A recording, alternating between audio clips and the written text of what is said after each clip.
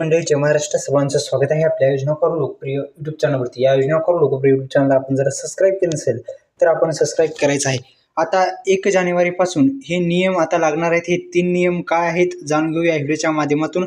व्हिडिओला लाईक करा, अन्यथा तुम्हाला फटका बसू शकतो। मित्रांनो, संपूर्ण माहिती जाणून घेण्यापूर्वी पुन्हा एकदा विनंती आहे, यूट्यूब चॅनलला आपण जर सबस्क्राईब केलं नसेल तर सर्वांनी सबस्क्राईब करून बेल आयकॉनला ऑल प्रेस करायचं आहे, जेणेकरून तुम्हाला अशाच नवनवीन व्हिडिओचं नोटिफिकेशन तुमच्या मोबाईलवरती येत जाईल। संपूर्ण माहिती या व्हिडिओच्या माध्यमातून आपण जाणून घेण्याचा प्रयत्न करू। 1 जानेवारी 2026 पासून हे एक नवीन नियम आता लागू होणार आहेत। 1 जानेवारीपासून संपूर्ण माहिती या व्हिडिओच्या माध्यमातून आपण जाणून घेण्याचा प्रयत्न करणार आहोत। एकंदरीत आपण जर पाहिलं तर सरकारच्या माध्यमातून वेगवेगळे नियम लागू करण्यात येत असतात। हे नियम आपल्याला माहिती नसतात। अशाच नवनवीन व्हिडिओचं नोटिफिकेशन, असेच नवनवीन योजनेविषयी माहिती पाहिजे असेल तर आताच या यूट्यूब चॅनलला सबस्क्राईब करा आणि बेल आयकॉनला ऑल प्रेस करायला विसरू नका। सुरुवातीस महत्त्वाचं म्हणजे आपल्याला आपलं जे पॅन कार्ड आहे ते चालू ठेवण्यासाठी आधार कार्डशी लिंक करायचं आहे। आधार कार्डशी लिंक नसेल तर त्याचं स्टेटस वगैरे तुम्ही पाहू शकता। स्टेटस पाहण्यासाठी अधिकृत वेबसाईटला जा, तिथे स्टेटस पहा, जेणेकरून मित्रांनो तुम्हाला संपूर्ण माहिती मिळेल।